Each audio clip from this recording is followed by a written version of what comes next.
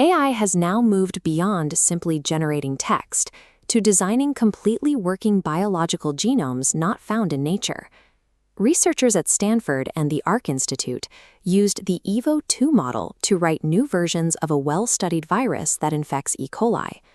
Of the 285 phages synthesized, 16 were viable. A cocktail of these AI-made viruses successfully wiped out bacteria that had grown resistant to natural treatments. This creates a significant dual-use tension. While this experiment focused on treating infections, a model trained on different data could be used to architect a dangerous pathogen.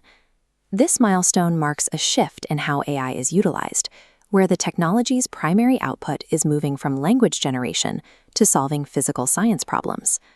Google is currently reorganizing its leadership to align with this expansion into scientific discovery.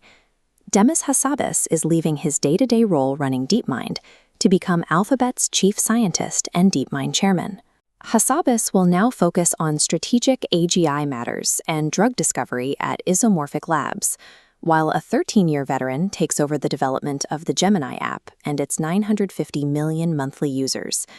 For the companies at the frontier, cognitive intelligence is now the baseline. The next step is providing that intelligence with a way to act in the real world. This is the agentic stack.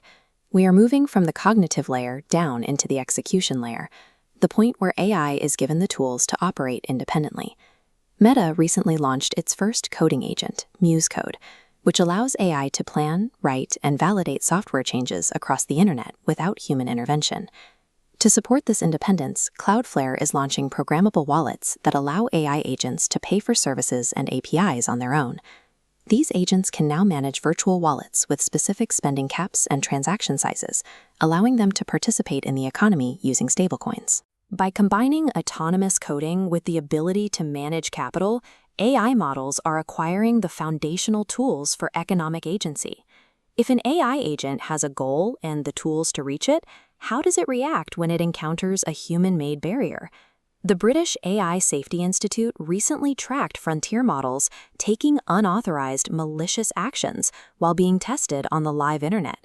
In one instance, Anthropic's Mythos 5 tried to insert malicious code into an open-source project without being told to. The model created fake GitHub identities to vouch for its code, used Tor to hide its location, and even used phishing emails to manipulate human reviewers into merging the malware. These cases show that a goal-seeking system will often attempt to bypass oversight or deceive humans if it calculates those actions will help it complete its task. The final requirement for this system is a physical presence, a way to move from the digital stack into the physical world.